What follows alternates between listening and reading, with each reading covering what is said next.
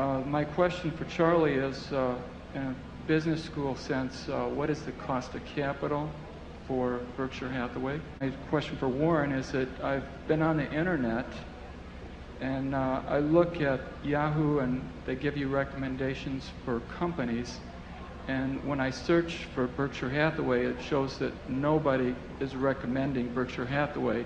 Well, we're not recommending Yahoo, incidentally, either, but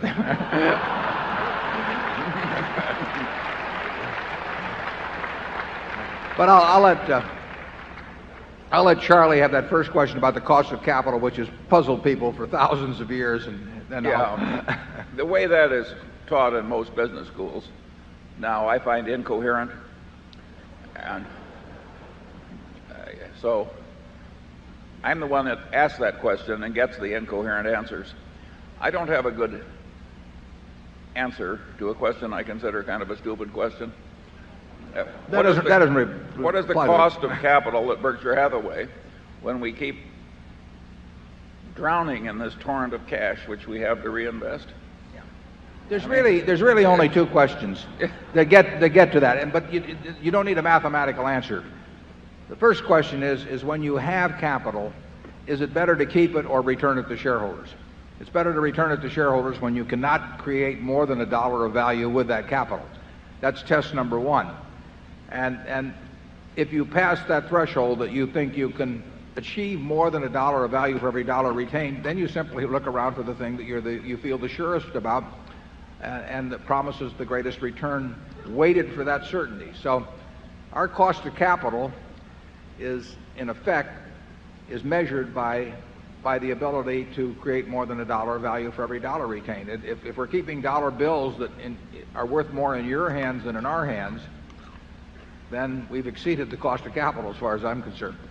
And once we think we can do that, then the question is how do we do it to the best of our ability? And frankly, all of the stuff I see in business schools, and I've not found any way to improve on that formula. Now, the trouble that you may have is that many managements would be reluctant to distribute money to shareholders, even if they would rationalize that they would do better than they then actually do. But that may be a danger on it, but that won't be solved by them hiring a bunch of people to come up with some cost of capital that also justifies them keeping the money, because that's what they'll do otherwise.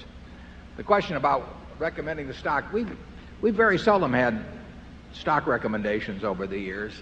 As I think back to 1965, I can't think of a lot of brokerage reports that have recommended Berkshire. I'm not looking for any, reports at all. We are not looking to have Berkshire sell at the highest possible price, and we're not looking to try and attract people to Berkshire who are buying stocks because somebody else recommends them to them. We prefer people who figure out for themselves why they themselves want to buy Berkshire, because they're much more likely to stick around if they enter the restaurant because they decide it's the restaurant they want to eat at than if somebody has touted them on it. And that's our approach. So we do nothing to encourage, but I think even if we did, we probably wouldn't generate a lot of recommendations. It's not a great stock to get rich on if you're a broker. Yeah, I think the reason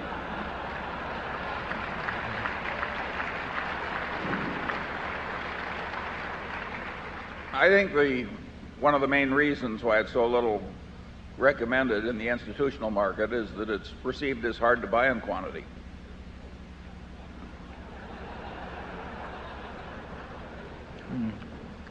We prefer, we've got some good institutions as holders, including one that's run by a very good friend of ours, but frankly it's more fun for us to have a bunch of individual shareholders. I mean, you see it translates, if there's money made, it translates into changes in people's lives and not some change in somebody's performance figure for one quarter. And we think that individuals are much more likely to join us with the idea of staying with us for as long as we stay around. And that's the way we look at the business.